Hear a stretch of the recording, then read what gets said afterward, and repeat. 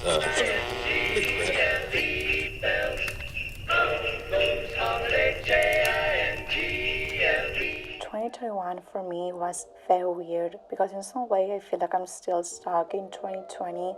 Somehow I feel like this year didn't happen to me. I feel like I've been stuck for such a long time that I'm not growing or evolving as an adult, as a human being. A big goal of mine this year was to get my driver's license, and I did, and I'm so fucking happy about that. But at the same time, another goal was to find a new job, and I didn't. I feel so helpless because it's something that I really cannot control. I'm a big fan of the new year. I'm a big fan of having a clean slate and just trying to become the best version of yourself that you want to be. I do not want to keep thinking that nothing happened in my life in 2021 because a lot of things happened. Maybe I was in a little bit of hiatus, I guess, but I'm still trying my best and I'm still trying to accomplish so many things, and I know I'm going to do them. I hate thinking that now that I'm 23, I'm old and that I'm wasting my life, because I feel like I'm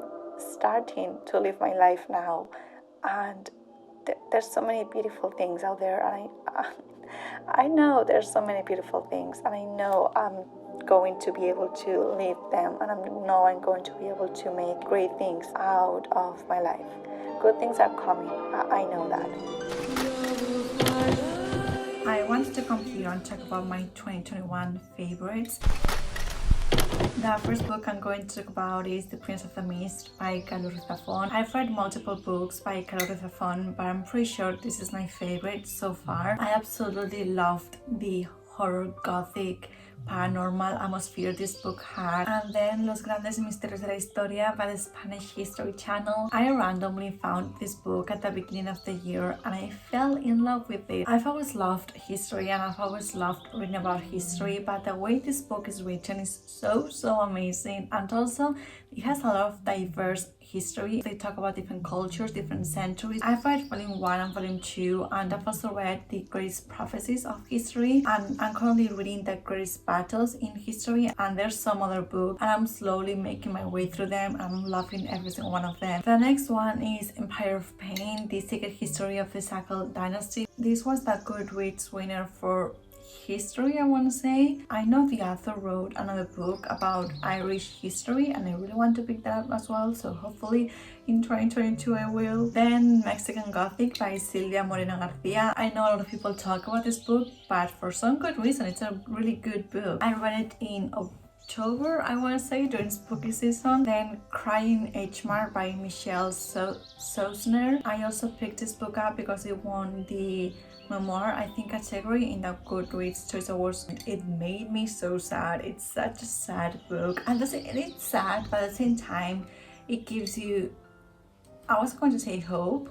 No, I don't think hope is the right word. It's very intimate and it's very personal to the author, so when I was reading it I felt like I was intruding into her life and I was reading things that I shouldn't be reading, but you know, the author decided to put her heart out and tell you this story. And then Severance by Ling. I didn't expect to like this book as much as I did. When I was reading the book I kept thinking, what the hell am I reading? When I finished reading the book I just wanted to reread it, and I don't tend to read books, so that says a lot about this one. It's an apocalyptic book narrating the story of the world, of our world during a pandemic. And I know what you may be thinking, what the fuck, we are currently living through a pandemic. Yes, we are. I think this book was published in 2018. Reading this book about a pandemic, a fictional pandemic, during an actual pandemic was something. It was a weird feeling, but at the same time I kept comparing the two of them, like the fictional world with the real world, and I'm very thankful that we don't have that kind of pandemic.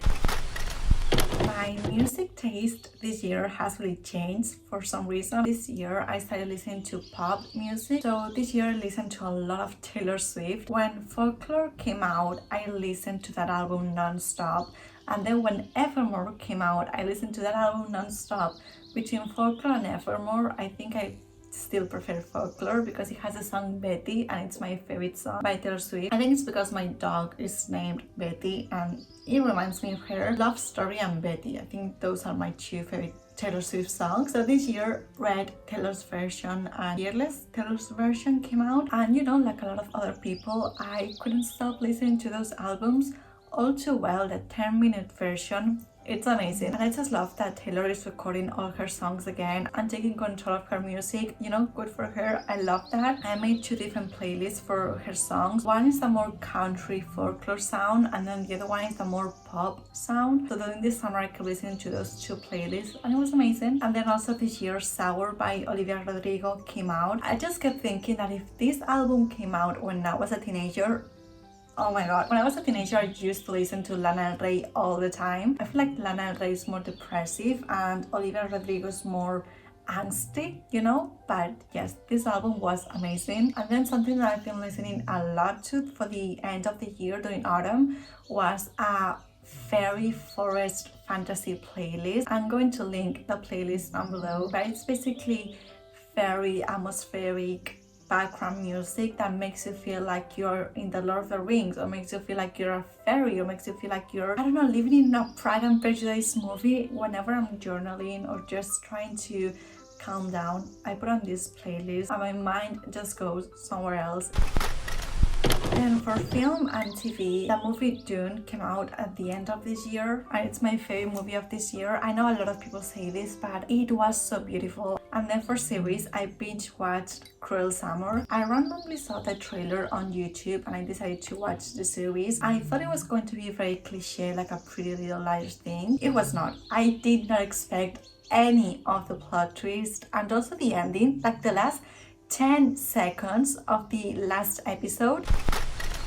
So starting off with YouTube, this year I've been watching a lot of Moya Mahoney, Catherine Carras, Afraid Through Fiction, Mila Tequila. Her pop culture videos are amazing. And then my book to friends as well, Mafalda, Rita, Kitty, and a lot more creators, but these are the ones that I've been watching a lot. And then for Instagram, this year I discovered a new account that is called Adventure in Bed. It has the most beautiful pictures ever. All her pictures remind me of Jane Austen books and just the English countryside, and also her videos are so calming and so beautiful. I love her account. Then Mother the Mountain Farm. There are two sisters living in the countryside of Australia. They have so many cute animals. I love animals and I love nature. I'm watching their Instagram stories every day and the posts they make. And then lastly, Ithia Aguilera. She's a Spanish content creator and she's pretty much the only Spanish content creator that I follow. And even though she posts things in Spanish, in Instagram you can now translate